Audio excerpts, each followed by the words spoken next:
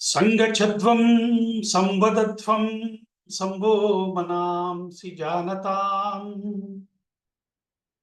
దేవాభాగం యథా పూర్వే సంజానానాం ఉపాస్మహే. భద్రమైనట్టి సుమధుర పదములెప్పుడు వీణులారగ ఓ ప్రభూ వినగనిమ్ము. నిష్ఠులానందమును హృది నింపునట్టి సుందరములగు విషయముల్ చూడనిమ్ము. నీదు మహిమల పాడుచున్ నీదు పనికి జీవితమంకితమ్ముగ చేయు కొరకు నాదు దేహము దృఢముగా నడవనిమ్ము. ఒడలు మరిపించి మది శాంతి బడగజేయు మలయ పవన వీచికల్ మందగతుల విశ్వమునన్ ఎల్లకాలము వీయనిమ్ము. భద్రమైనట్టి సుమధుర పదములెప్పుడు వీణులారగా ఓ ప్రభూ వినగనిమ్ము.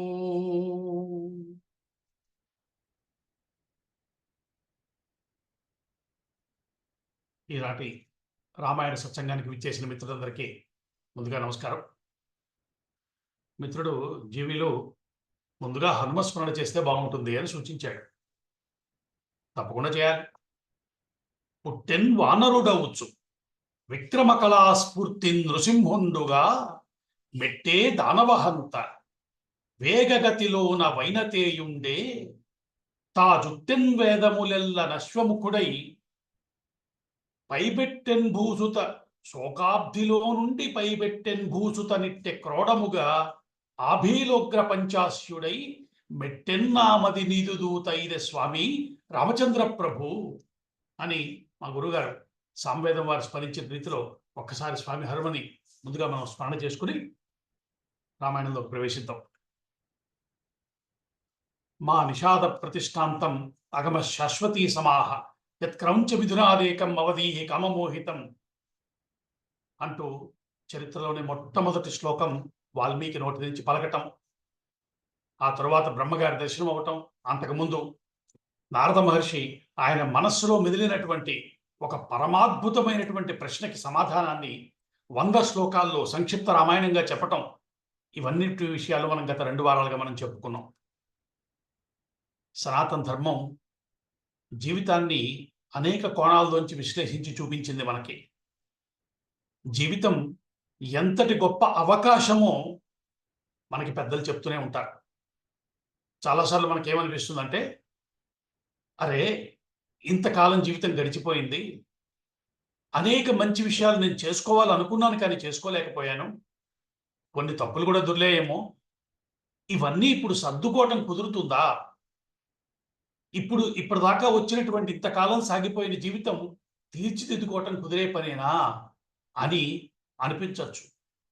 సనాతన ధర్మ వైభవం ఏంటంటే, జీవితాన్ని ఏ క్షణంలో అయినా తీర్చిదిద్దగలిగినటువంటి సూత్రాలని పెద్దలు మహర్షులు మనకు అందించారు.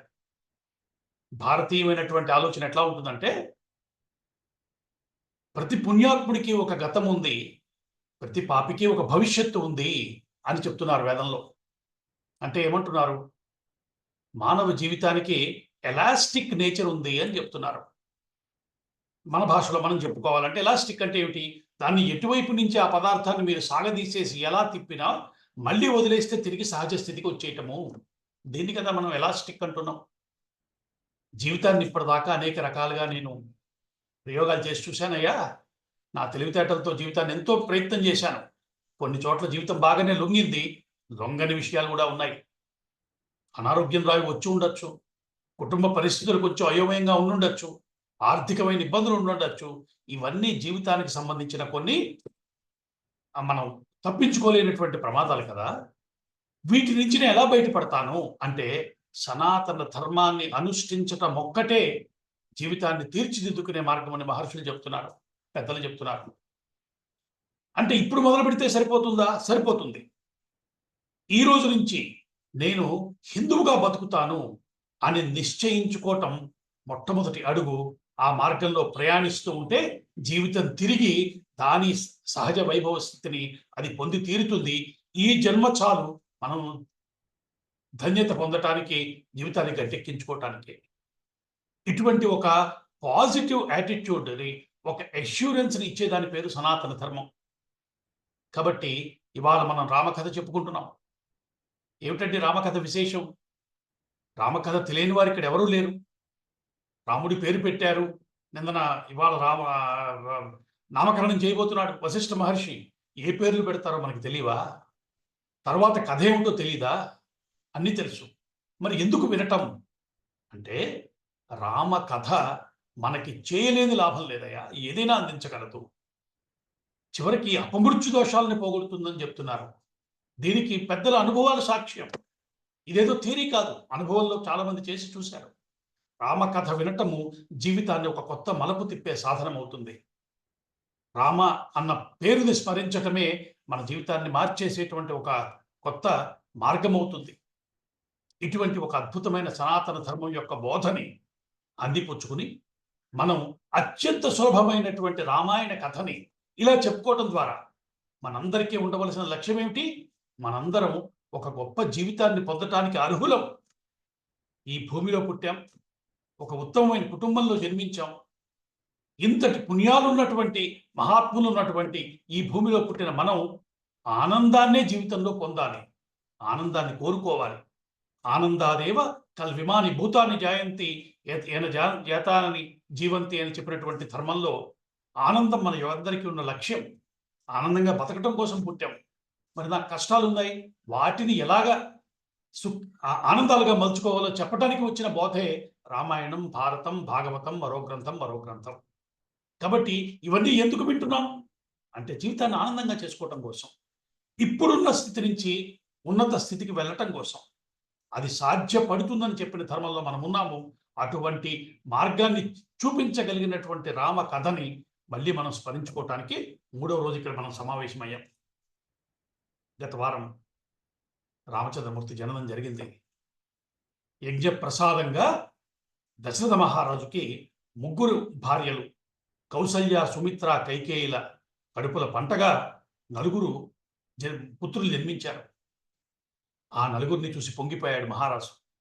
వీరికి పేర్లు పెట్టాలి. ఎలా పెట్టాలి పేర్లు?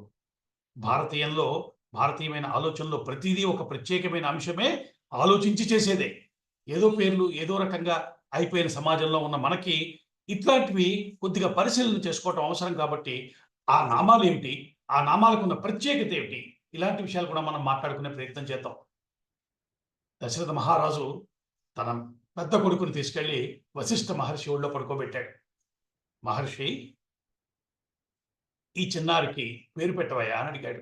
కోరుకున్నాడు. వశిష్ఠ మహర్షి చూశాడు. చేతిలో ఉన్నవాడు ఎవరు? సాక్షాత్తు నారాయణుడు. ఎవరికి పుట్టుకే లేదో, ఎవరు పుట్టవలసిన అవసరం లేనివాడు, అటువంటి వాడు మనల్ని ఉద్ధరించటం కోసం పుట్టాడు. ఈ విషయం బాగా తెలిసిన వాడు వశిష్ఠ మహర్షి. రామ అవతార యొక్క ప్రయోజనం ఏమిటో తెలిసి, రాముడు వస్తాడు కాబట్టి ఆయన కోసమని ఆ వంశానికి పురోహితుడిగా ఉండటానికి అంగీకరించాడని చెప్తున్నారు పెద్దలు. ఎప్పటి ఇక్ష్వాకు వంశం, ఆ వంశంలో ఉన్నటువంటి మహాత్ములు ఎవరు, ఎలాంటి జీవితాన్ని గడిపిన వారు, అటువంటి ఒక అద్భుతమైన వంశానికి పురోహితుడిగా నిలబడ్డవాడు ఈ అవకాశం కోసమే ఎదురు చూస్తున్నాడు అంటున్నారు. ఒళ్ళో ఉన్నాడు ఆ చిన్నారి. చూశాడు, ఏం పేరు పెట్టాలి అంటే, ఎప్పుడైనా సనాతన ధర్మంలో ఒక గొప్ప విషయం చెప్తారు. మీరు మొత్తం మన గ్రంథాలు అన్ని చోట్ల చూడండి, రామాయణంలో కూడా చూడండి, మనం ముందు ముందు చెప్పుకుంటాం. నాకిలా స్ఫురించింది అని చెప్తారు. నేను ఇలా చేశాను, నేను ఇలా అనుకున్నాను అనే మాట ఉండదు. రామచంద్రమూర్తి కూడా మీరు మొత్తం రామాయణం అన్ని చోట్ల ఇదే ప్రవర్తన చూపిస్తాడు. నాకిలా స్ఫురించింది, నాకిలా తోచింది. అంటాడు. అంటే బుద్ధికి స్ఫురణనిచ్చేవాడు ఒకడున్నాడు అన్న ఎరుకతో బతికే వాళ్ళమే మనం అందరం కూడా. చూశాడా చిన్నారిని? ఏ పేరు పెట్టాలని ఆలోచించాడు. రెండే రెండగు చిన్ని అక్కరములు. 2 అక్షరాలు తట్టాయ్యా. రామ అనేటువంటి దివ్యమైనటువంటి 2 నామాల్ని ఆయన మనసుకు తోచాయి. చూశాడు. ఆ రామ అనుకోగానే ఆనందం పొంగింది లోపల. రమయతీతి రామః అంటోంది నిఘంటువు. అంటే నిరంతరము ఆనంద స్థితిలో రమించేవాడి పేరు రాముడయ్యా. అంతేనా? కాదు కాదు. ఆ 2 బీజాలు రా మా అన్నవి 2 ప్రత్యేకమైన బీజాలయ్యా. అగ్ని బీజం రకారమైతే అమృత బీజం మకారం. ఈ 2 కలిపితే అదొక తారక మంత్రమైపోతుంది. రామయని బ్రహ్మమునకు పేరు. అంటే రాముడన్న పేరు అప్పుడు వశిష్ఠుడు తలుచుకుని పెట్టాడా? కాదు కాదు. రామ జననానికి ముందే రామనామం ఉంది అని చెప్తున్నారు. వేదం ప్రతిపాదించిన నామం రామ అన్న 2 అక్షరాలు. భారతదేశంలో ఉన్నటువంటి వైభవం ఏంటంటే, ఒక పేరు దానిని తలుచుకునే పద్ధతి ఇవి మనకి తెలిసిపోతే జీవితాన్ని పండించుకోవడానికి వేరే చోటకి వెళ్ళక్కర్లా. 2 అక్షరాలు చాలు. గురుగారు చెప్పారు, రెండే రెండగు చిన్ని ఎక్కరములేరీతిన్ జగంబంతతా పండెన్ సర్వజనాంతరంగహరమై భాషా ప్రపంచంబునన్ నిండెన్ని శుభశబ్దమే సహజమౌనే ఆత్మకీ పేరు బ్రహ్మాండం అంతట నిండు బ్రహ్మమిది రామా రామచంద్ర ప్రభు అంటున్నారు. ఆ రామ అన్న 2 అక్షరాలని స్మరించినంత మాత్రం చేత లోపల నుంచి ఆనందం పొంగుకొస్తుంది. అది వింటే చాలు, ఆనందించని వారు లేరు. ఒక అద్భుతమైనటువంటి విషయం చెప్తున్నారు. రామ అన్న మాటకి క్షణక్షణం ఎన్నవతాముపైతి తదేవ రూపం రమణీయతాయాహ. అది రామ అంటే అంటున్నారు. ఎవరిని చూస్తూ ఉంటే చూసిన కొద్దీ అందం పెరిగిపోతుందో, ఎప్పుడు చూసినా కొత్తగా కనిపిస్తాడో అటువంటి వాడుట రాముడు అంటే. ఎంత దివ్యమైన భావన అండి. ఇప్పుడు నేను చెప్పిన అర్థాలన్నీ వింటుంటే మన సనాతన ధర్మం వైభవం మనకు అర్థం కావటల్లా. ఒక పేరు పెట్టడం వెనకాల ఎంత అందాన్ని చూపించారో. రాముడంటే అందగాడు, రాముడంటే ఆనందాన్ని కలిగించేవాడు. రామ శబ్దము మనసుకు ఒక ఆహ్లాదాన్ని ఆనందాన్ని ఇస్తూ ఉంటుంది. అందుకే పెద్దలు ఏం చెప్పారంటే, ఆయన నీకు పెద్ద విషయాలు తెలియకపోవచ్చు, పెద్ద పెద్ద సాధనలు చేయలేకపోవచ్చు, రామ రామ రామ అనుకుంటూ ఉండటం. అందుకే శ్రీరామ రామ రామ అన్నది మహామంత్రం అని చెప్పారు. సామాన్యమైనటువంటి విషయం కాదు. రామ మంత్రానికి సంబంధించిన అనేక విషయాలు ఈ క్రమంలో మనం చెప్పుకుంటూ వెళ్తాం. కాబట్టి నిత్యము అనుక్షణము రామనామాన్ని చెప్పుకుంటున్న వాడికన్నా ధన్యుడెవరున్నారు అన్నారు. నామ వైభవం సామాన్యం కాదండి. పవి పుష్పం బగు, అగ్ని మంచగు, ఆకుపారం భూమి స్థలం బగు, శత్రుండతిమిత్రుడవు, విషము దివ్యాహారంబుగా నన్నగా అవనీ మండల లోపలం శివ శివేచ్ఛాభాషణోల్లాసికిన్ శివ నీ నామము సర్వవశ్యకరమౌ శ్రీకాళహస్తీశ్వర అంటూ నామ వైభవాన్ని దూర్చడి మనకు అక్కడ చెప్పనే చెప్పాడు. అదేమిటంటే రామ అంటూ మళ్ళీ శివ అంటున్నారు అంటే ఇంతమంది ఉన్నారా అని అడుగుతున్నారు. రాముడే శివుడు. మనకి ఇంతమంది దేవతలు ఉన్నారన్న ఒక భ్రాంతి మనందరం క్లియర్ చేసుకోవాల్సిన అవసరం ఉందేమో అనిపిస్తుంది.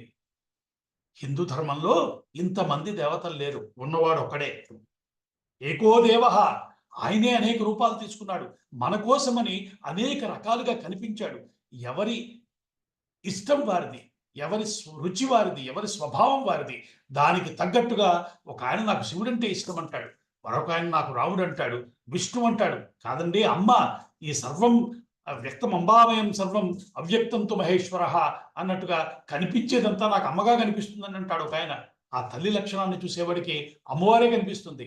కాదండి, నిత్యం నాకు కనిపించే సూర్యుడు నా దేవుడు కాదా? అవును, సూర్యుడే. ఆదిత్యంచ శివం విద్య శివం ఆదిత్య రూపిణం ఉభయోరు అంతరం నాస్తి ఆదిత్యశ్చ శివస్య చ. ఆయనే శివుడయ్యా అని చెప్తున్నారు.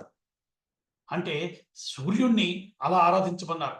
గణపతి సామాన్యుడా అంటే ఒకే దైవం ఉన్నాడు మనకి, ఒకడే పరమాత్మ. ఆయననే అనేక రకాలుగా భావిస్తున్నాం మనము. ఈ విషయాన్ని నిరంతరం మనసులో ఉంచుకోవాలి. నాకు ఇష్టదైవం ఒకటి ఉంటుంది, మిగతా వారి యొక్క దైవాన్ని కూడా నా దైవంగా చూడటం అన్నది మనం చేయవలసిన ఒక ప్రధానమైన సాధన. మనకి గణపతి అంటే ఇష్టం, శివాలయంలోకి వెళ్ళాం, విష్ణువాలయంలోకి వెళ్ళాం, అక్కడికి వెళ్తే నా గణపతే ఇక్కడ ఇలా ఉన్నాడు అనుకోగలిగితే మనం హిందువులం. ఇది మనం చేయవలసిన సాధన. ఇవాళ రామకథ చెప్పుకుంటున్నాం కాబట్టి రాముడే సమస్తమని చెప్తున్నాం. రేపెప్పుడో కృష్ణ కథ దగ్గరికి వస్తే కృష్ణుడే అంతము సమస్తము అంటున్నాం. అదేంటండి, మొన్నెప్పుడో రాముడు అన్నారు, ఇప్పుడు కృష్ణుడు అంటున్నారు అనే భేద బుద్ధి ఉన్నవాడు హిందువు కాదు. ఈ రెండింటి మధ్య ఉన్న సమన్వయం తెలిసిన వాడు హిందువు. రాముడే కృష్ణుడు ఎలా అవుతున్నాడు అంటే, ఉన్నవాడు ఒకడే బ్రహ్మము, ఒకడే పరమాత్మ. అవసరం కోసం అంటే మనకి పెద్దలు చెప్తారు, ఉపాసకానాం కార్యార్థం బ్రహ్మణో రూపకల్పన. అంటే ఆ బ్రహ్మమైతే ఎవరైతే ఉన్నదో, ఈశ్వరుడు, పరాశక్తి, పరమాత్మ ఎవరైతే ఉన్నాడో ఆయన భక్తుల యొక్క స్వభావాల్ని బట్టి, వారి యొక్క ఆలోచనల్ని బట్టి, వారి యొక్క కోరికని బట్టి అనేక రూపాల్లో దర్శనం ఇచ్చాడయ్యా. ఉన్న ఒక్కడే అనేకమయ్యాడు. ఏకం అనేకంగా మారటమే హిందూ ధర్మంలో ఉన్న ప్రత్యేకత. ఇది మనం ఎప్పుడూ గుర్తుంచుకోవాలి. అంటే ఇవాళ రామకథ చెప్పుకుంటున్నామంటే శివుడి కథ చెప్తున్నట్టే, ఇంకో గణపతి కథ చెప్తున్నట్టే, అమ్మవారి కథ చెప్తున్నట్టే. ఒకే పరమాత్మ అనేక రూపాల్లో చేసినటువంటి దివ్యమైన లీలల్ని చెప్పుకోవటం మనకి ధన్యత కాబట్టి, మన పాపాలని పోగొట్టేది కాబట్టి ఇవాళ రామకథ పరమాత్మ కథ. ఈ దృష్ట్యా మనము ఈశ్వరుని ఉపాసన చేయవలసి ఉంటుంది. కాబట్టి ఇప్పుడు వశిష్ఠుడు ఊళ్ళో ఉన్న పిల్లాన్ని చూశాడు, రామా అన్నాడు. పరవశించిపోయాడు. ఎంత గొప్ప పేరు పెట్టుకోగలిగారయ్యా అనుకున్నాడు, ఆనందపడ్డాడు. రెండో పిల్లవాడిని తీసుకొచ్చి ఇచ్చారు. ఆయన చూశాడు, ఆయన పేరు భరతః. మనకి ఈ పేరు చాలా ఇష్టం. భారతీయులకు భరతుడు అన్న పేరు చాలా ప్రీతిపాత్రమైనది. మనం అందరం భారతీయులమే. భ అంటే కాంతి, జ్ఞానము, దాని యందు రతము కలిగిన వారు, ఇష్టం కలిగిన వారు. మనకి దేని యందు ఇష్టం? మనకి అజ్ఞానం వద్దండి, నాకు అన్నింటి మీద క్లారిటీ కావాలి, నాలెడ్జ్ కావాలి, అది కోరుకునే వాళ్ళం భారతీయులం మనం. మనకి చరిత్రలో ఎంతమంది భరతులు ఉన్నారు. అదిగో రాముడితో పాటు జన్మించిన భరతుడు ఉన్నాడు. తరువాత కొంతకాలానికి జడభరతుడు వస్తాడు. అట్లాగే దుష్యంతుడు, శకుంతల సంతానము ఎవరి పేరు మీద భారతదేశం అని వచ్చిందో అటువంటి భరతుడు ఉన్నాడు. మహావీరుడు అతడు. ఇటువంటి ఈ భరత అన్న నామం సామాన్యం కాదయ్యా, అసలు మరొక అర్థం ఉంది. విభక్తి ఇది భరత, భరించిన వాడయ్యా అన్నారు. ఎంత గొప్ప పేరండి, భరించట. నిజంగా భరతుడి కథ చెప్పుకుంటే మనం ఈ క్రమంలో చెప్పుకుంటూ వెళ్ళే మాటల్లో అది కూడా ఉంటుంది. భరతుడు ఎంతటి వాడండి, తన దోషమేం లేకపోయినా అన్నగారిని అడవులకు పంపించాడన్న నిందన మోయాల్సి వచ్చింది. వచ్చాడు, పరిస్థితి గమనించాక ఎలా స్పందించాడో చూస్తే కళ్ళ వెంట నీళ్లు వస్తాయి మనకి. అది భరతుడంటే. 14 ఏళ్ళు రామచంద్రమూర్తి అరణ్యంలో ఉంటే 14 ఏళ్ళు తాను ఒక దీక్షగా రాజ్యాన్ని పరిపాలించాడు. తన స్వధర్మాన్ని వదిలిపెట్టలేదు. ఎలా నిర్వహించాలో అలా నిర్వహించాడు. రామాయణం మనకి చెప్పేటువంటి ప్రధానమైన బోధనలో ఒకటి అన్నదమ్ముల మధ్య ఉండేటువంటి రిలేషన్. దీని గురించి కూడా కొన్ని అందమైన విషయాలు రామాయణం మనకి ఎలా చెప్తుందో కూడా మనం పరిశీలిస్తూ పెడదాం. ముందే నేను మీ అందరికీ విన్నవించాను, రామాయణాన్ని అనేక కోణాల్లో చెప్పుకోవచ్చు. రామాయణం కావ్యం, కేవలం అందమైన విషయాలు కలిగింది. రామాయణం కన్నా గొప్ప కావ్యం లేనే లేదు.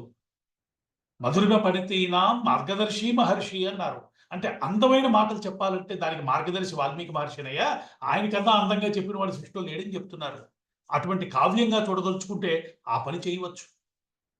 కాదండి, రామకథ నాకు సాధనా గ్రంథం అవ్వాలి అంటారా? తప్పకుండా దాని నిండా ఆధ్యాత్మికమైనటువంటి అనేక విషయాలు ఉన్నాయి. అయితే మన ప్రయత్నాన్ని ప్రతిసారి చెప్పుకుంటున్నాం. మన ప్రయత్నం మన జీవితాన్ని దిద్దుకునేటువంటి అనేక అంశాలని రామాయణంలో వెతుక్కోవటం మనం చేస్తున్న పని. కాబట్టి ఈ పనిలో మనం కొన్ని పెద్దలు చెప్పిన కొన్ని విషయాల్ని స్పృశించుకుంటాం, కొన్ని విషయాల్ని తర్వాత ఎప్పుడున్న అవకాశాన్ని బట్టి చెప్పుకోవటం కోసం వదిలిపెట్టుకుంటాం. అంటే అవి లేవని కాదు, అవి మనకు అక్కర్లేదని కాదు. ప్రస్తుతం మన లక్ష్యం జీవితాల్ని దిద్దే రామకథను తెలుసుకోవటం, రాముడు మానవుడని నమ్మి కథ చెప్పుకోవటం. రాముడు మాధవుడా? కాదు, మాధవుడు సాక్షాత్తు నారాయణుడు. ఆ ఎరుకతో ఉండి మనలా తిరిగిన రాముడి కథను చెప్పుకోవటం మన కోరిక ఏమిటంటే మన జీవితాలు బాగుపడాలి. కాబట్టి అలా చెప్పుకుంటున్న క్రమంలో భరతుడి యొక్క నామానికి కూడా విశేషమైన అర్థం చెప్పారు.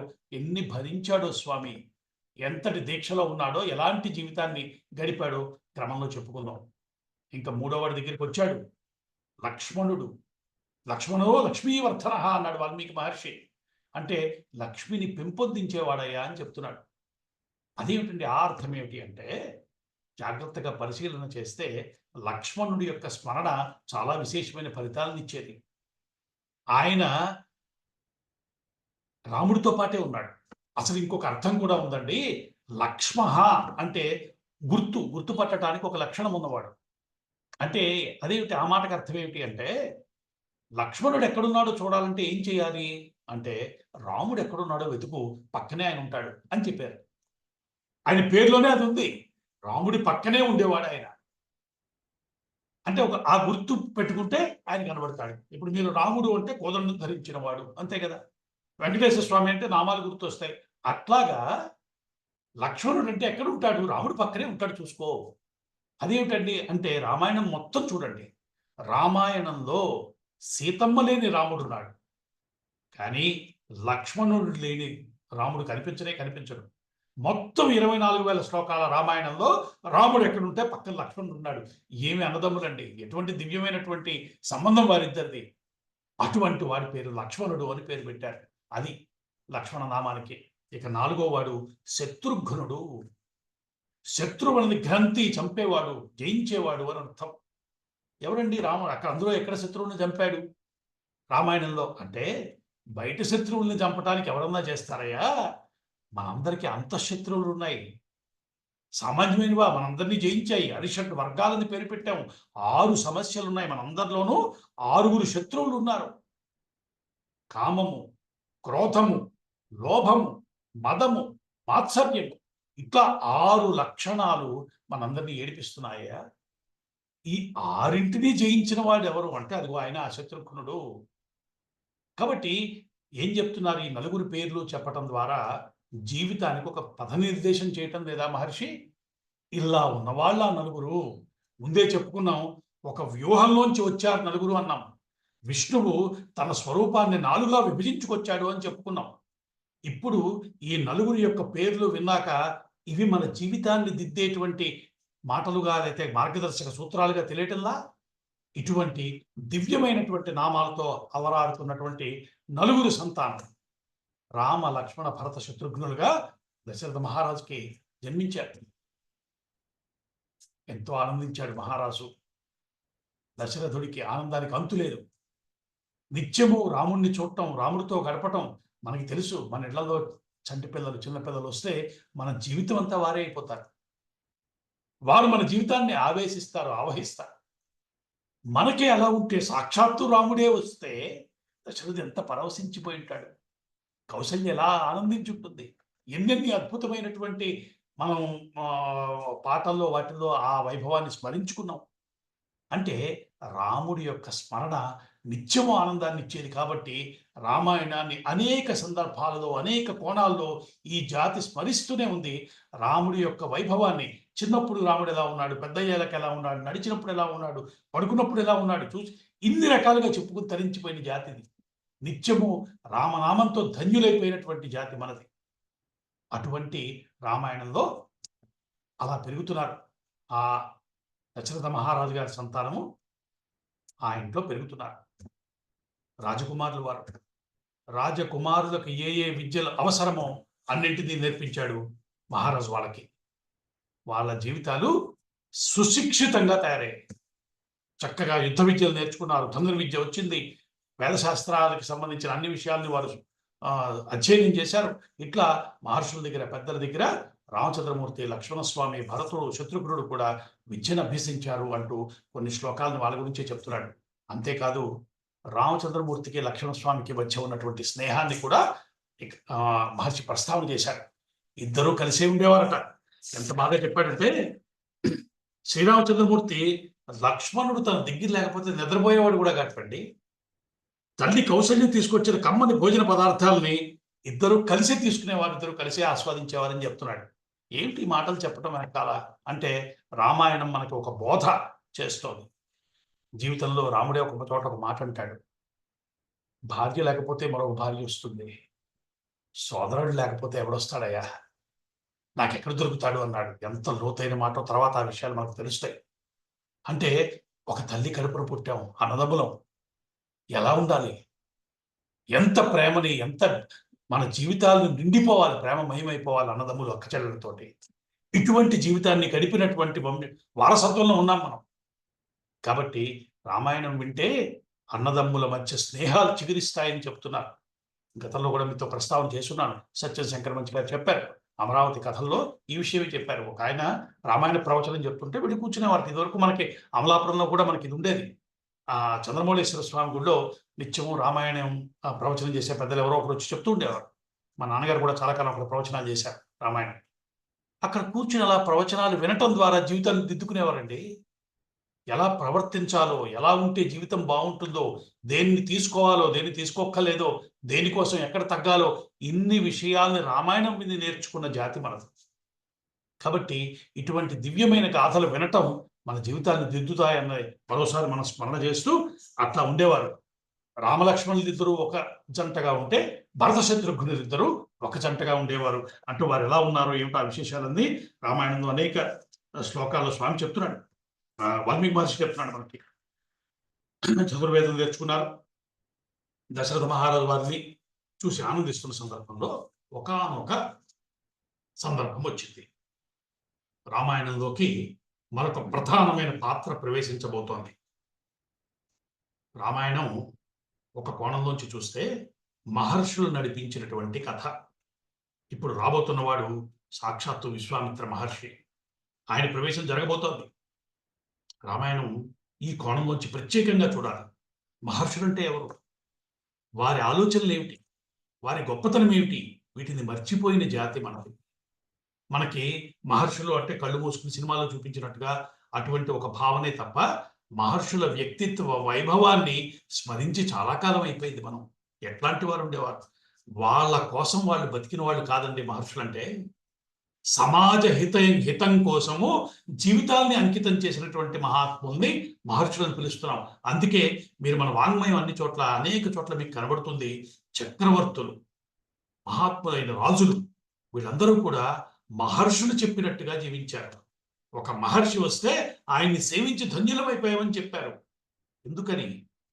మహర్షుల యొక్క జీవితాన్ని ప్రత్యేకంగా మనం పరిశీలించి అర్థం చేసుకోవాలి. ఏవైతే బలహీనతలు మనకున్నాయో, ఏవి మనల్ని బాధిస్తున్నాయో అటువంటి సమస్యల్ని జయించిన వాడి పేరు మహర్షి. మీరు జాగ్రత్తగా గమనిస్తే ఒక విషయం అర్థమవుతుంది. మీరు కూడా చాలాసార్లు కథలు వినుంటారు. ఒక్కొక్క మహర్షి అడవిలో ఉన్నప్పుడు విశ్వామిత్ర మహర్షి వశిష్ఠుడికి విశ్వామిత్రుడికి జరిగిన సంఘటన ఎలాగో మనం చెప్పుకుంటాం. మహర్షులు అడవుల్లో ఉంటారు, తపస్సులు చేసుకుంటూ ఉంటారు, చాలా సాదాసీదా జీవితం గడుపుతారు. కేవలం కందమూలాలు తింటూ బతుకుతారు, తపస్సులు చేసుకుంటారు. వాతావరణము, వేడి, ఎండ, చలి వీటిని లెక్క చేయరు. ఎందుకండి అలా బతకటం? ఇన్ని సుఖాలు ఈ ప్రపంచంలో ఉండగా అలా బతకటం దేనికి? ఈ ప్రశ్నలన్నింటినీ మనం పరిశీలించవలసిన అవసరం ఉందా లేదా? ఈ దేశంలో పుట్టినటువంటి మహాత్ములైన మహర్షులు ఎందరో ఉన్నారే, వారి పేర్లు చెప్పుకుంటే చాలు మన పాపాలు పోతాయని పెద్దలు చెప్తున్నారే, అలా బతికిన వాళ్ళ గొప్పతనం తెలుసుకోవద్దా మనం? ఎవరెవరో అక్కర్లేని వాళ్ళందరూ డబ్బు సంపాదించిన వాళ్ళు, లేకపోతే సంపద సృష్టించిన వాళ్ళే గొప్పవాళ్ళుగా చెప్పబడుతున్న ప్రపంచంలో మీరు ఆలోచిస్తే ఏ మహర్షి దగ్గర లక్షలు కోట్లు ఉండవు. పైపెచ్చు నాకేం అక్కర్లేదంటాడు ఆయన. నాకేం అక్కర్లేదు అంటున్న వాడికి ఆయన పాదాలకు నమస్కారం చేస్తాడు సాక్షాత్తు ఒక మహారాజు, ఒక చక్రవర్తి. అన్నీ ఉన్నవాడు ఏమీ లేని వాడి దగ్గరికి వెళ్ళి ప్రార్థించటం చిత్రంగా లేదా? ఇది భారతీయ సమాజం యొక్క వైభవోపేత స్థితి. నాకేమీ అక్కర్లేదు అనుకోవటం గొప్ప. ఇక్కడ దరిద్రాన్ని ప్రేమించగలిగినటువంటి స్థితి ఉండేది. మా గురుగారు శివానందమూర్తి గారు ఒక మాట చెప్తుండేవారు. హిందువు అంటే ఇచ్చేవాడయ్యా, తీసుకునేవాడు కాదు అనేవారు ఆయన. నువ్వు ఇవ్వగలిగితే నువ్వు హిందువే. ఎంత ఇస్తే అంత గొప్పతనం హిందుత్వంలో. కాబట్టి ఇటువంటి ఒక గొప్ప పరంపర కలిగిన మనము ఇవాళ ఏ స్థితికి చేరుకున్నామంటే, ఏ విషయంలోనూ మనకి ఇది సత్యమా, ఇది కరెక్టా, ఇలా చేయొచ్చా, అవునా కాదా అంటే తేల్చుకోలేని కన్ఫ్యూజన్లో ఉన్న సమాజం మన ఎదురుకుండా కనబడుతోంది. ఎందుకు ఇలా ఉంది అంటే, దానం చేయాలి అంటే దానం ఎవరికి చేయాలి? నేను ఇచ్చిన డబ్బులతో వాడు సరిగ్గా ఖర్చు చేయకపోతే నాకు పాపమేమో. ఇలా చిన్న చిన్న విషయాలు సందేహాలే. పోనీ పెద్ద పెద్ద దానాలు చేద్దామంటే మనసొప్పదు. అంటే దానం చేయలేము, అటు ఇలా అనేక రకాల సమస్యలు చుట్టుముట్టి ఉన్న సమాజంలో మనకి మార్గదర్శనం ఏది అంటే ఇదిగో రామాయణం లాంటి గ్రంథాలే. ఇవి చెప్పుకుంటూ ఉంటే, ఇవి నేను చెప్తే మీరు వినటం అన్నది 5% ఎఫెక్ట్ అయితే, 95% ఎఫెక్టు ఈ స్మరణ, రామస్మరణ వల్ల మీ మనసులో కలిగేటువంటి ఒకానొక అందమైన పరివర్తన. అది చాలా గొప్పది. అది జరుగుతుంది. అది మీకు మార్గదర్శనాన్ని ఇస్తుంది. మనం ఇందాకే చెప్పుకున్నాం కదా! స్ఫురణ భగవంతుడు. నా మనసులో ఒక విషయాన్ని స్ఫురింపజేశాడంటే అది భగవంతుడి యొక్క శక్తి. నాది కాదయ్యా! హనుమంతుడు ఆ మాటే చెప్తాడు అనేక చోట్ల. స్ఫురణ భగవంతుడిని నమ్మేటువంటి సమాజం మనది. అంటే మన మనస్సుని దేనికోసం ప్రచోదనం చెయ్యాలో, ఏ విషయం వైపు మనని నడిపించాలో చెప్పేటువంటి బుద్ధి ఒకటి ఉన్నది. అది సవ్యంగా మనల్ని నడిపించాలని కోరుకునే వాళ్ళం హిందువులం. ఈరోజు మనం ఇక్కడ కూర్చున్నాం. ఈ సమయంలో టీవీలో ఏదో మంచి ప్రోగ్రామ్ రావటం లేదా? లేదా బయటికి వెళ్తే మనం ఆనందించడానికి, అనుభవించడానికి విషయాలే లేవా? కానీ అవన్నీ కాదనుకుని ఇక్కడికి వచ్చామంటే ఏదో స్ఫురణ ప్రచోదనం చేసిందనేగా. రాముడు మనల్ని కాపాడుతున్నాడనటానికి అదే సూచన. కాబట్టి ఇటువంటి దివ్యమైన భావనల సమాహారమే సనాతన ధర్మం చెప్పేటువంటి బోధ అంతా కూడా. కాబట్టి ఇవాళ మనం రామాయణం వెనకాల వినటం వెనకాల ప్రధానమైన ప్రయోజనం జీవితాన్ని దిద్దుకోవటమే. కాబట్టి ఈ స్థితిలో రామాయణంలో ఒక ప్రధానమైన పాత్ర ప్రవేశిస్తోంది. ఆయన విశ్వామిత్ర మహర్షి. ఆయన వచ్చాడు. అయోధ్య నగరం పొలిమేరకు వచ్చాడు. అక్కడ ఉన్నటువంటి గేట్ దగ్గర ఉన్న వారి దగ్గరికి వెళ్ళి నిలబడ్డాడు. వారితో అంటున్నాడు, నేను గాధిరాజు గారి కొడుకున్నయ్యా. కుశిక వంశానికి చెందిన వాడిని నేను. విశ్వామిత్రుడు నా పేరు. నేను వచ్చానని వెళ్ళి మీ రాజుగారికి చెప్పండి అన్నాడు. అప్పటికే విశ్వామిత్రుడి పేరు జగత్ప్రసిద్ధం. విన్నవాళ్ళు వణికిపోయారు. ఆయన యొక్క వైభవం ఏంటో, ఆయన శక్తి ఏంటో బాగా తెలిసిన వారు. విశ్వామిత్రుడి కథ తర్వాత వస్తుంది మనకి. పరిగెత్తారు లోపలికి. మహారాజు కూర్చున్నాడు. సభలోకి ప్రవేశించి చెప్పారు, మహారాజా విశ్వామిత్ర మహర్షి వచ్చాడు అని చెప్పారు. దిక్కులు లేచాడు ఆయన. అక్కడ పక్కన ఉన్న వశిష్ఠుడు కూడా లేచాడు. మనకి వశిష్ఠుడికి విశ్వామిత్రుడికి జరిగిన కథ గురించి కొంత మీ అందరికీ అవగాహన ఉండి ఉంటుంది. అది ఎలాగో విస్తారంగా మనం చెప్పుకుంటాం తర్వాత. కానీ మహర్షులు వాళ్ళు మనలాగా దెబ్బలాడుకోవటాలు, మనలాగా కోపాలు పెట్టుకోవటాలు ఉన్న వాళ్ళు కాదు వాళ్ళు. జరిగినటువంటి కథ వింటే ఆశ్చర్యం వేస్తుంది. ఒక రకంగా చెప్పాలంటే వశిష్ఠుడి కొడుకులు చనిపోవటానికి విశ్వామిత్రుడు కారణమయ్యాడు. కానీ వచ్చిన వాడు విశ్వామిత్రుడు అనగానే మహారాజుతో పాటు ఆ వంశ పురోహితుడు కాబట్టి తను లేచాడు వశిష్ఠుడు. గబగబా వశిష్ఠుడితో కలిసిన దశరథుడు బయటకు వచ్చాడు. మహర్షి పాదాలకు నమస్కారం చేశాడు. స్వాగతం చెప్పాడు. అప్పుడు విశ్వామిత్రుడు దశరథుడు మహర్షిని అడిగాడు, ఓ రాజా, నీ పురం, నీ ధనాగారం, కోసల దేశం, ఈ రాజ్యంలో ఉన్న వారందరూ, నీ బంధుమిత్రులు అందరూ కుశలంగా ఉన్నారా? నీ సామంతరాజులందరూ బాగున్నారా? నీకు విధేయంగా ఉంటున్నారా? మన గ్రంథాలు చదివితే కుశలం ఎలా అడగాలో తెలుస్తుంది. ఏ ఏ విషయాలు బాగుంటే జీవితం బాగున్నట్టో ఇందులో మనకి సూచన ఉంది. ఇలా చెప్పుకుంటూ ఇంతగా డీటెయిల్గా చెప్తే ఈ జన్మకి రామాయణం పూర్తి చేయలేం కాబట్టి సూచన మాత్రంగా కొన్ని విషయాలు అందిస్తూ ముందుకెళ్ళే ప్రయత్నం చేస్తాను. ఎవరినన్నా మనం కలిసినప్పుడు ఏ విషయాలు అడగాలి, దేనికి కుశలం కనుక్కోవాలి, ఏ విషయాల్ని గుర్తు చేయాలి, ఇవన్నీ మన ధర్మంలో చెప్పబడ్డ విషయాలు. అలా పలకరించాడు. అలాగా ఆయన యొక్క కుశలం అడిగాడు వచ్చినటువంటి విశ్వామిత్రుడు. దాని అన్నిటికీ సమాధానం చెప్పాడు దశరథుడు. తరువాత పక్కనున్న వశిష్ఠుడి దగ్గరికి వెళ్ళాడు విశ్వామిత్రుడు. వెళ్ళాడు, ఆయన్ని కూడా గౌరవించాడు. ఆయనకి నమస్కారం చేశాడు. మహర్షి ఎట్లా ఉన్నారు మీరు అని అడిగారు. ఇద్దరు చాలా ఆప్యాయంగా మాట్లాడుకున్నారు. అయిన తర్వాత విశ్వామిత్రుడు లోపలికి తీసుకొచ్చాడు దశరథ మహారాజు.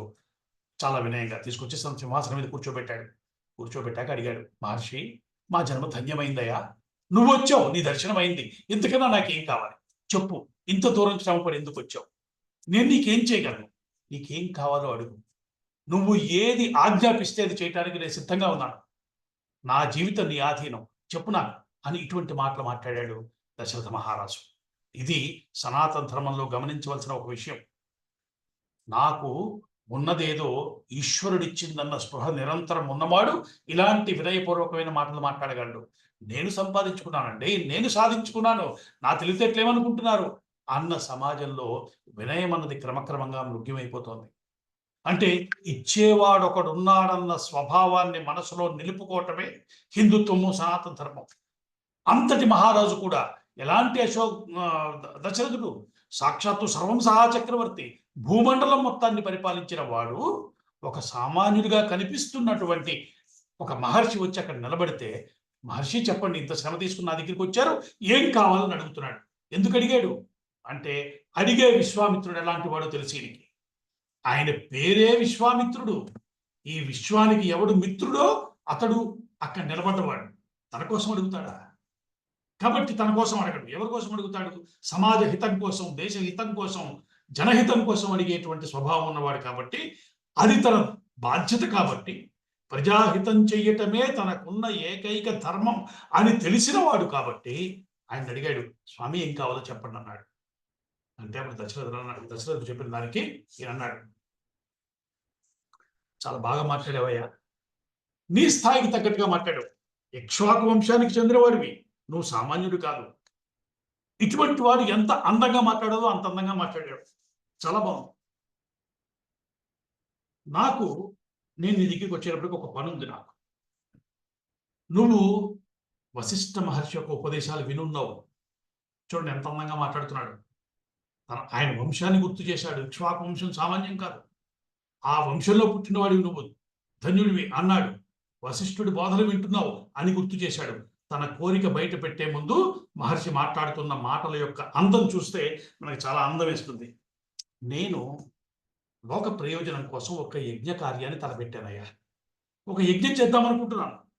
అయితే ఈ యజ్ఞానికి సంకల్పం చేసిన క్షణం నుంచి ఇద్దరు రాక్షసులు వాటికి విఘాతం కలిగిస్తున్నారు.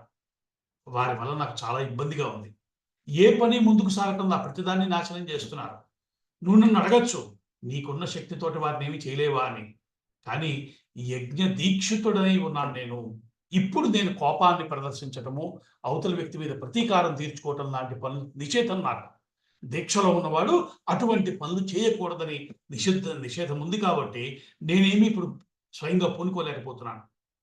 కాబట్టి నేను నీ దగ్గరికి ఎందుకు వచ్చానంటే, ఆ ఇద్దరు రాక్షసుల్ని సంహరించి యజ్ఞాన్ని కాపాడటం కోసం నాకు నీ కుమారుణ్ణి నాతో పంపించవలసింది అని అడిగాడు. నీ కుమారుల్లో పెద్ద కుమారుణ్ణి నాతో పంపించు అని అడిగాడు. అప్పటిదాకా చెప్పిందన్నీ చక్కగా వింటున్నాడు. వింటున్నవాడు ఈ మాట వినగానే గుండె జల్లుమంది దశరథ మహారాజుకి. ఇది ఊహించలేదు ఆయన. ఏంటంటున్నాడు? రాముణ్ణి పంపించాలా? ఇది కలలో కూడా ఊహించలేని స్థితిలో ఉన్నవాడు దశరథ మహారాజు. కానీ ఇప్పుడు ఈయన అదే అడిగాడు. అడిగిన వాడు ఏమన్నాడు? ఏదో చిన్నవాడు కదా అని చెప్పేద్దామంటే ఆయన మాట అన్నాడు, అహం వేద్మి మహాత్మానం రామం సత్యపరాక్రమం వశిష్ఠోపి మహాతేజ ఏచేమే తపస్సితా. దశరథ మహారాజా, అహం వేద్మి మహాత్మానం రామం సత్యపరాక్రమం, మహాత్ముడైనటువంటి రాముడంటే ఏమిటో నాకు తెలుసు. చూడండి ఎంత చిత్రమైన మాట. తండ్రి దగ్గరికి వెళ్ళి నీ కొడుకు గురించి నాకు తెలుసు అంటున్నాడు. ఎలాంటి కొడుకు? రాజై పరిపాలించి విజయాలు సాధించిన కొడుకు కాదు. ఇంకా చిన్నపిల్లాడిగా ఉన్న కొడుకు, అప్పుడెప్పుడే 16 ఏళ్ళున్న 17 ఏళ్ళున్న కొడుకుని పట్టుకుని అహం వేద్మి మహాత్మానం రామం సత్యపరాక్రమం, నాకే అనుకుంటావేమో, వశిష్ఠోపి మహాతేజ ఏచేమే తపస్సితా. నేనే కాదు, వశిష్ఠుడికి తెలుసు రాముడు ఏమిటో, ఇక్కడ ఉన్నటువంటి మహర్షుల్లో చాలా మందికి తెలుసు రాముడు ఏమిటో అంటున్నాడు. రామాయణంలో ఇలాంటి రహస్యాలు కనబడతాయి. ఎలా తెలుసండి వాళ్ళకి? ఏం చూశారని తెలిసింది అంటే గొప్ప అద్భుతమైన చర్చ చేశారు పెద్దలు. ఒక ఒక మహా ఒక పరమాత్మ యొక్క శక్తి అవతారం తీసుకున్నప్పుడు అది ఎలా ఉంటుందో చూడగలిగిన శక్తి ఉన్నవాడు మహర్షుడు. కేవలం మనలాగా పైకి చూసి విజయాలని బట్టో, వారికి ఉన్న మరో సంపదని బట్టో గొప్పవారు అనుకునేటువంటి స్థితి ఉన్నవారు కాదు మహర్షులు అంటే. వచ్చిన వారు సాక్షాత్తు నారాయణుడని పసిగట్టేశారు. అందుకనే ఆ మాట చెప్పనే చెప్తున్నాడు. దశరథ, నీ కొడుకు ఏమిటో నాకు తెలుసు, నాకే కాదు వశిష్ఠుడికి తెలుసు, ఇక్కడ ఉన్న మహర్షులకు తెలుసు. కాబట్టి నువ్వు నీ కొడుకుని నాతో పంపించు అని అడిగాడు. గొప్ప మునిగింది ఈయనకి. అసలు అది ఏమాత్రము అంగీకరించే విషయం కాదు. రాముణ్ణి వదిలి గంట కూడా ఉండలేని స్థితిలో ఉన్నాడు దశరథ మహారాజు. అంతటి ప్రేమాస్పద రేపాడు రాముడు ఆయనకి. ఇప్పుడు ఈయన ఏమంటున్నాడు? రాక్షసుల్ని చంపడం కోసం పంపించమంటున్నాడు. సరే, ఒక్కసారి సంపాదించుకుని ఎవరయ్యా రాక్షసులు ఒక్కసారి చెప్పవా? ఆ రాక్షసులు ఎవరో నాకు చెప్పు, వాళ్ళెవరో చెప్పు. నా కొడుకు ఇంకా చిన్నపిల్లాడయ్యా, షోడశ వర్షమే, ఇంకా 16 ఏళ్ళు ఉన్నాయి. ఏమొస్తాడు? అతను రాక్షసులతో యుద్ధం చేసే వయసా? పూర్తిగా ఎక్కువసేపు మేలుకుని కూడా ఉండలేడు నా కొడుకు. ఇలాంటి వాడిని తీసుకెళ్ళి నువ్వేం చేస్తావు? ఎవరా రాక్షసుని చెప్పు ఒకసారి అన్నాడు. అంటే ఈయన చెప్పాడు విశ్వామిత్రుడు. పౌలస్య బ్రహ్మ కొడుకున్నాడయ్యా. పులస్య బ్రహ్మ యొక్క కొడుకు అతను రావణ బ్రహ్మ అనున్నాడు.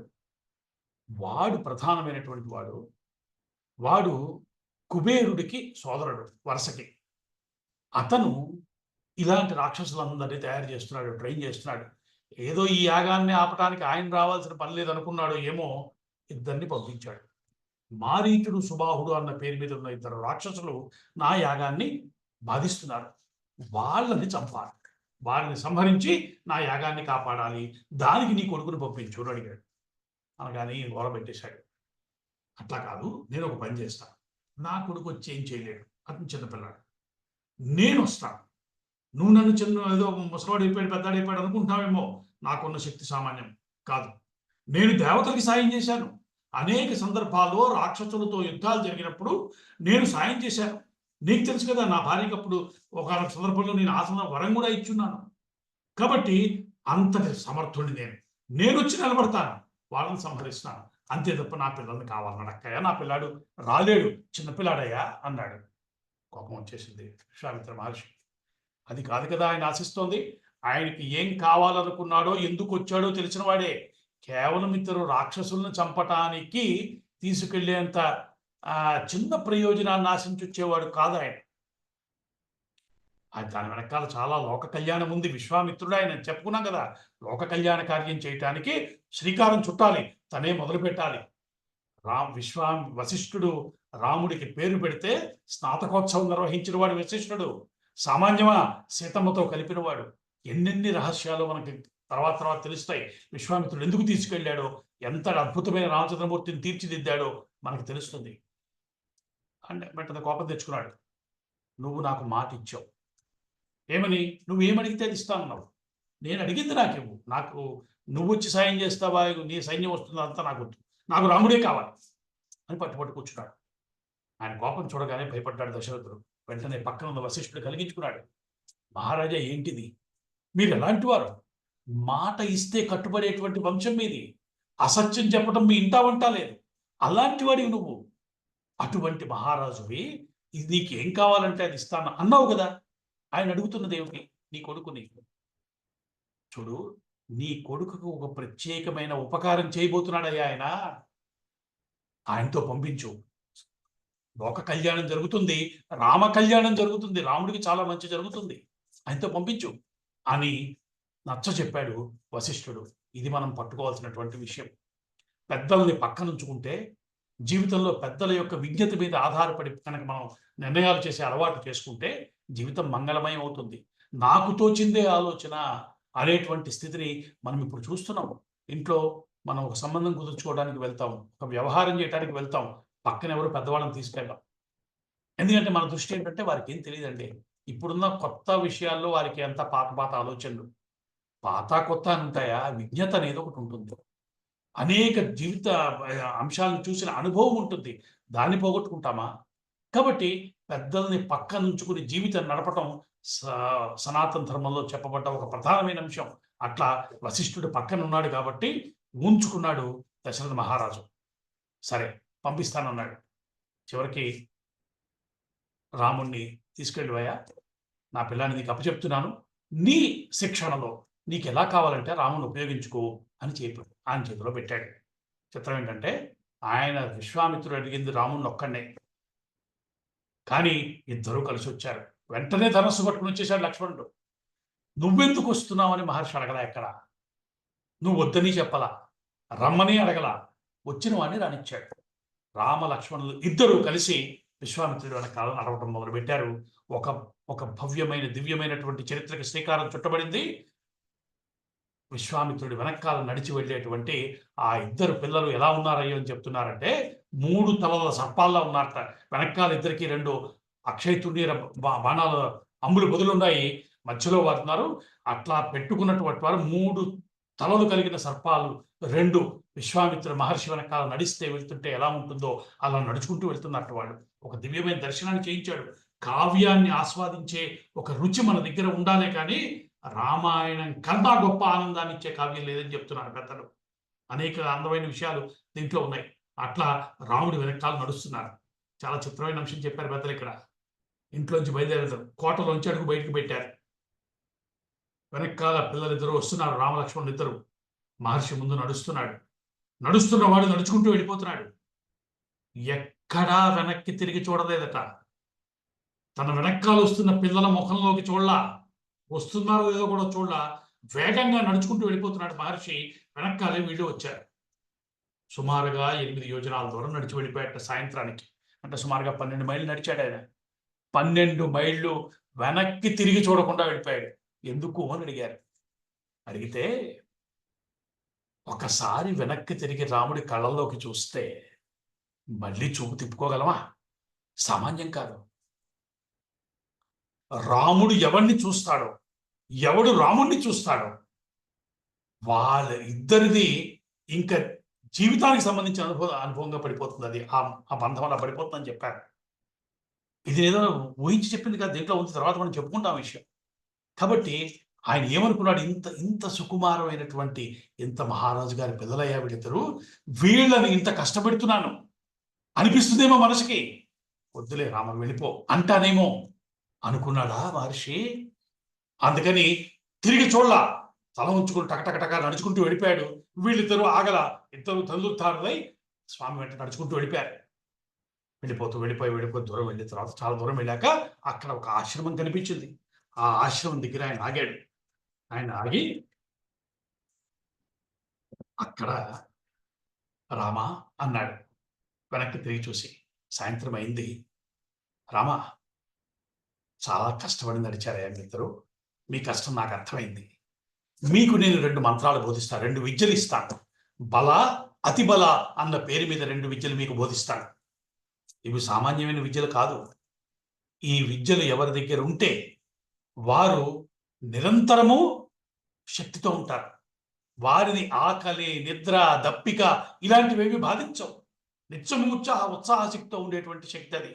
అటువంటి 2 విద్యలు బోధిస్తానని చెప్పి అన్నదమ్ములిద్దరిని కూర్చోబెట్టి బల, అతిబల అన్న 2 విద్యల్ని అక్కడ బోధించాడు విశ్వామిత్ర మహర్షి. అట్లాగా విశ్వామిత్రుడి యొక్క శిక్షణ ప్రారంభమైంది రామచంద్రమూర్తికి. అట్లా తీసుకువెళ్ళి వాళ్ళిద్దరికి బోధించాక, ఈ రాత్రికి ఇక్కడ విశ్రాంతి తీసుకుందాం, పొద్దున్నే బయలుదేరి వెళ్ళాలి అని చెప్పటం, వారిద్దరూ అక్కడ ఆ అంతటి మహారాజు పిల్లలు కూడా మహర్షి యొక్క సేవలో నేల మీద అలా గడ్డిపరుచుకుని వాటి మీద పడుకుని నిద్రించారు అని చెప్తున్నాడు వాల్మీకి మహర్షి. ఇది కూడా మనకు ఒక బోధే. జీవితాన్ని కేవలం పిల్లలకి మనం అన్నీ ఏర్పాటు చేసి పెట్టి చాలా ఒక గాజు బొమ్మల్లా పెంచేటువంటి సమాజంలో ఉన్న మనము రామచంద్రమూర్తి ఎలాంటి శిక్షణను తీసుకున్నాడో గమనిస్తే అది తీర్చిదిద్దటం అంటే అన్న విషయం మనకు అర్థమవుతుంది. అలా బయలుదేరారు ఆయన వెనకాల. తెల్లవారింది. పొద్దున్నే పెదరాడి లేచాడు. సూర్యోదయానికి ముందు నిద్ర లేచాడు విశ్వామిత్ర మహర్షి. మనందరికీ నోటికొచ్చినటువంటి ఒక దివ్యమైన శ్లోకం, మంత్రమయమైన శ్లోకం. ఆయన అంటున్నాడు, కౌసల్యా సుప్రజారామ పూర్వా సంధ్యా ప్రవర్తతే ఉత్తిష్ట నరశార్దూల కర్తవ్యం దైవమాన్హికం అన్నాడు. ఓ రామచంద్ర, ఎవరయ్యా నువ్వు? సుప్రజారామ, కౌసల్యా సుప్రజారామ. ఈ ఒక్క శ్లోకానికి పెద్దలు చేసిన వ్యాఖ్యానం ఒక 4 రోజులు చెప్పుకోవచ్చు. అంత విశేషమైన అర్థం ఉంది ఇందులో. ఏమంటున్నాడు? రామచంద్ర, నిద్రలేవయ్యా, లే, నువ్వు చేయవలసిన పనులు చాలా ఉన్నాయి. సూర్యుడు పైకి వస్తున్నాడు, ఆయనకి ముందు అర్ఘ్యం ఇవ్వాలి. ఇది భారతీయుల యొక్క ఒకానొక ధర్మం. ఇది సూర్యుడు మన జీవితాల్ని ప్రధానంగా నడిపిస్తున్నటువంటి శక్తి. సూర్యుడి పట్ల కృతజ్ఞతతో ఉండటము భారతీయుల యొక్క ఒక ప్రధానమైన ధర్మము. అందుకే మన పెద్దవాళ్ళు ఏం చెప్తారంటే, ఎప్పుడు సూర్యుడిని చూసినా, మీరు బయటకు వచ్చారు, ఏదో పని మీద ఆఫీసులో పని చేసుకున్నారు, బయటకు వచ్చారు, సూర్యుడు కనబడగానే ఒక్కసారి చేతులు దోయించి నమస్కారం చేసుకోవాలి. ఎందుకంటే ఆరోగ్యం భాస్కరాదిచ్చేది. ఆరోగ్యం కావాలంటే ఇవ్వవలసిన వాడు భాస్కరుడు. అటువంటి సూర్యుడికి నమస్కారం చేసుకోవటం అన్నది, అందుకే మనకి ఆదివారం చాలా ప్రత్యేకమైనది. దురదృష్టం ఏంటంటే మనం మర్చిపోయాం. మిగతా మతాల వాళ్ళు ఆదివారాన్ని హైజాక్ చేయటం వల్ల ఆదివారం అంటే వాళ్ళు ఎవరిదో పండగ అన్న ఒక దురదృష్టమైన ధోరణి వచ్చింది. ఆదివారం మనకి చాలా ముఖ్యమైనది. ఆదివారం రోజు ఆదిత్య హృదయం చదువుకోవటం, సూర్యుడికి అర్ఘ్యం ఇవ్వటం, ఇవి చేస్తే ఆరోగ్యాలు ఎందుకు బాగుండవండి? జీవితాలు ఎందుకు బాగుండవు? కాబట్టి ఆ రోజు రామచంద్రమూర్తికి విశ్వామిత్రుడు చెప్తున్నాడు, రామచంద్ర, తెల్లవారింది, నిద్ర లేవయ్యా, సూర్యుడికి నమస్కారం లాంటి, సంధ్యావందనం లాంటి కార్యక్రమాలు ఉన్నాయి నువ్వు చేసుకోవాల్సినవి, అవి చేయమని చెప్పి నిద్ర లేపాడు. ఆయన లేచిన తర్వాత దారిలో మహర్షి అడవుల్లోకి తీసుకువెళ్తున్నాడు కదా! దారిలో ఒక్కొక్క ప్రాంతం కనిపించినప్పుడల్లా అక్కడ కనిపించిన ఆ ప్రాంతం యొక్క విశేషాన్ని చెప్పుకుంటూ వచ్చాడు. అట్లా ఇక్కడి నుంచి విశ్వామిత్రుడి వెంట వెళ్తున్నటువంటి రామచంద్రుడికి, లక్ష్మణస్వామికి అనేక ప్రాంతాలని, వాటి యొక్క కథలని పరిచయం చేస్తున్నాడు రామాయణంలో. అట్లా ఇక్కడ ఉన్నటువంటి గంగా నది ఒడ్డున ఉన్నటువంటి సరయూ నది, సరయూ అంటే సరస్సు నుంచి పుట్టింది. అయోధ్య నగరానికి ఆనుకున్న నది పేరు సరయూ. ఒక దివ్యమైనటువంటి క్షేత్రం. భారతదేశంలో ఉన్న ఒక గొప్ప విశేషం ఏంటంటే నదులు, పర్వతాలు. ప్రపంచవ్యాప్తంగా భూగోళం అంతటా ఉన్నాయి కదా! ఎక్కడైనా ఉన్నాయి. లేనిదెక్కడ? నదులు లేని కొండలు లేని ప్రాంతం ఉందా? అన్ని దేశాల్లోనూ ఉన్నాయి కదా! కానీ భారతదేశంలో ఉన్నటువంటి నదులు పుణ్య జలాలవి, మంగళకరమైన జలాలవి. అక్కడున్న పర్వతాలు మన యొక్క జీవితాలకి వరాన్ని ఇవ్వగలిగినటువంటి స్థాయి కలిగినవి. ఇదేమిటండి అంటే ఈ దృష్టికోణాన్ని అలవాటు చేసుకోవాలి. అంటే భారతీయులకి 2 ముఖ్యమైన అంశాలున్నాయి. కాలము, దేశము. ఇవి 2 మన సనాతన ధర్మంలో చాలా ప్రధానమైన అంశాలు. కాలానికి సంబంధించిన ఒక ప్రత్యేకమైన జ్ఞానం ఉంది. దేశం అంటే స్థలము. స్థలానికి సంబంధించిన జ్ఞానం కూడా మనకి ప్రత్యేకంగా ఉంది. మనం ఎక్కడ పడితే అక్కడ దేవాలయం కట్టాం. మనకి కొన్ని క్షేత్రాలున్నాయి. కొన్ని భూములున్నాయి. మీరు హృషికేశ్ దాటి వెళ్తే అంతా దేవభూములంట. వీటి వెనకాల విశేషమైన జ్ఞానం ఉంది. ఇదేదో కేవలము అదే దాన్ని ఇలా అన్నారు, అలా అన్నారని కాకుండా కొద్దిపాటి పరిచయం స్టడీ మీరు చేయగలిగితే దేశకాలాలకు సంబంధించిన జ్ఞానం ఎంతుందో, అందుకనే మనకి ముహూర్తం అన్న మాట మనకే ఉంది. ప్రపంచంలో ఎవరికీ లేదుగా. ఈ పని చేయటానికి ఈ ముహూర్తం చూసుకో. ముహూర్తం దాటకుండా చెయ్యి అనేటువంటి ఒక హెచ్చరిక ఉంది. దానివల్ల ఎలాంటి పనైనా సానుకూలమయ్యేటువంటి అవకాశం ఉంది అని చెప్తున్నారు. అంటే ఏ కాలంలో ఏ పని చేస్తే ఫలితం దక్కుతుందో ఆ జ్ఞానం ఒకటి ప్రత్యేకంగా కావాలి కదా! అన్ని కాలాలు మంచివే. అదే చేసే పని మంచిదవ్వాలి, బుద్ధి మంచిదవ్వాలి, కానీ మంచి రోజు ఏంటండి అన్నాడు ఒకాయన. ఆ మాట అనటానికి తెలివెందుకు, జ్ఞానం ఎందుకు? ఏది మంచి రోజో, ఏ క్షణం నిజంగా ముహూర్తమో చెప్పాలంటే సైన్స్ కావాలి. దానికి ప్రత్యేకమైన జ్ఞానం కావాలి. అంతే కదా! కాబట్టి అటువంటి జ్ఞానం కలిగిన భూమిలో పుట్టాం మనం. కాబట్టి ఇవన్నీ మనం వదిలేసుకుంటున్న రోజుల్లో తిరిగి తెచ్చుకోవటం ఎలాగా? చిన్న చిన్నగా మొదలుపెట్టడమే. అమావాస్య పూట కొన్ని పనులు చేయకుండా ఉండటం. వీలున్నంత వరకు మంచి రోజు ఏదో కనుక్కొని ఒక పని చేయటం కనుక మొదలు పెడితే, సనాతన ధర్మంలో ఉన్న గొప్ప లాభం ఏంటంటే 1, 2 చిన్న చిన్న అడుగులేయటం మొదలుపెట్టినా జీవితం మంగళకరంగా మారటం మనకు అనుభవంలోకి వస్తుంది. కాబట్టి కేవలం ఏదో గొప్ప విషయాలు విన్నామని కాకుండా అనుష్ఠించే వాళ్ళం కావాలి. అంటే మనం హిందువులుగా బతకాలి. We're not just sympathisers of Sanatana Dharma. నాకు సనాతన ధర్మం చాలా గొప్పదండి, చాలా మంచి విషయాలు ఉన్నాయండి, నాకు తెలుసండి అని కాదు. వాటిని నేను అనుష్ఠిస్తానండి. ఎలా అనుష్ఠిస్తావు? నిత్య జీవితంలో ఏ రోజు మంచిదో చూసుకుంటాను. ఒక పని చేయటం ముందు దేవుడికి ప్రార్థన చేస్తాను. వాగీశాధ్యా సుమనసః సర్వార్థానా ఉపక్రమే యమ్నత్వా కృతకృత్యాస్యు తన్నమామి గజాననం అంటున్నాం మనం. ఈశ్వరుడు ఇంద్రుడు లాంటి వారు కూడా ఈశ్వరుని ప్రార్థన చేస్తారు. గణపతిని ప్రార్థన చేయకుండా ఏ పని మనం మొదలు పెట్టం. ఇది కేవలము ఏదో అలవాటు అలా వచ్చింది అనేది కాదు. దీని వెనకాల మనం చెప్పుకుంటే ఎందుకు గణపతినే ప్రార్థన చేస్తున్నారు, అక్కడ ఎందుకు రాముడి పేరు చెప్పలే అంటే అది తెలియాలంటే బోలంత జ్ఞానం కావాలి కదా. ఎందుకు అక్కడ అన్ని చోట్ల ఏ కార్యక్రమం చూడండి, గణపతిని ప్రార్థన చేయకుండా, పూజించకుండా మన దాంట్లో ఏ గొప్ప కార్యాన్ని మనం మొదలుపెట్టమే. అంటే అది చెప్పాలన్నా, ఆ విషయాన్ని మనకు అందించాలన్నా చాలా జ్ఞానం కావాలి కదా. అంటే జ్ఞాన భూమి మనది. ఇవి కనుక మన మనసులో ప్రతిష్ఠితమైతే మనం హిందువులుగా జీవించటం మొదలు పెడతాం. హిందువుగా జీవించటం మొదలుపెట్టిన క్షణం నుంచి జీవితం మంగళమయమవుతుంది. ఇది మనం తెలుసుకోవాల్సిన విషయం. కాబట్టి ఆయన అక్కడ సరయూ నదిలో ఆ సరయూ నది ఒడ్డున్నటువంటి అనేక క్షేత్రాలు, అనేక పుణ్య తీర్థాలు, వాటి గురించి చెప్పుకుంటూ వస్తున్నాడు. అట్లా ఒక్కొక్క చోట ఒక్కొక్కటి చెప్పుకుంటూ తీసుకువెళ్ళాడు. తీసుకువెళ్ళిన తర్వాత కొంత దూరం వెళ్ళాడు. అక్కడికి వెళ్ళేసరికి ఒక ప్రాంతం ఒక అడవి ఉంది. అక్కడ చూస్తే తెలుస్తోంది. ఎప్పుడో చాలా వైభవోపేతమైనటువంటి ప్రాంతంగా ఉండుంటుంది ఇది. ఇప్పుడు అలా లేదు. ఇది ఏమిటి ప్రత్యేకంగా ఉంది అని అడిగాడు రామచంద్రమూర్తి. అడిగితే పూర్వకాలంలో ఇక్కడ మలద, కరుషం అనేటువంటి 2 దేవ నిర్మితమైన దేశాలు ఉండేవయ్యా. ఈ 2 దేశాలు తర్వాత కాలంలో అపవిత్రం అవ్వటం వల్ల వాటి యొక్క వైభవం క్రమంగా క్షీణించిపోయింది. ఈ మలద, కరుష అన్న దేశాలు దేవేంద్రుడి యొక్క పాపాన్ని కూడా స్వీకరించటం వల్ల వాటికి ఆయన కొన్ని ప్రత్యేకమైన వరాలు ఇచ్చాడు. అయితే కాలక్రమేణా తాటకి అన్న ఒక రాక్షసి ఈ ప్రాంతాన్ని ఆక్రమించుకుంది. రాక్షస శక్తులు భూమి మీద నిరంతరం ఉన్నాయి. దైవ సృష్టిలో ఉన్న ఆశ్చర్యం అదే.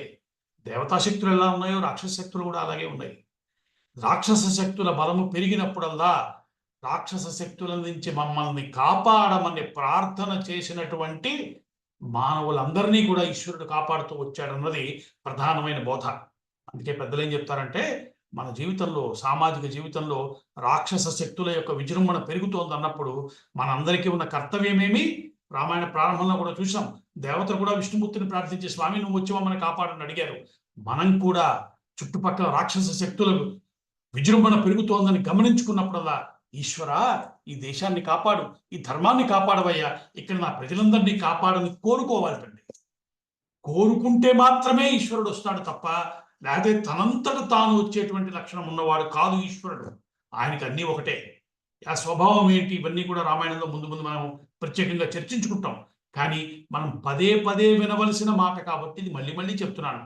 బయట పరిస్థితులు సామాజికంగా అనేక వికృతులు కనిపిస్తున్న ఈ క్షణంలో మనందరికీ ఉన్న కర్తవ్యం ఏమిటి అంటే ఈశ్వరుని కోరుకోవాలి. స్వామి నా దేశాన్ని కాపాడవయ్యా. ఎన్ని దివ్యమైనటువంటి విషయాలు, ఎన్ని దివ్యమైన బోధలు, జ్ఞానము కలిగినటువంటి దేశం ఇది. ఇటువంటిది ఇవాళ ఇంతటి అజ్ఞానంలో ఉంది, ఇన్ని కష్టాలు అనుభవిస్తోంది. ఏ పాపం చేశామో మమ్మల్ని ఉద్ధరించు, కాపాడు అని నిరంతరము దైవాన్ని ప్రార్థించటం మాత్రమే మనందరికీ ఉన్నటువంటి కర్తవ్యం ఈ క్షణాన. ఇది పెద్దలు చెప్తున్నటువంటి ఒక బోధ. సో అట్లాగా తాటక గురించి చెప్పాడు.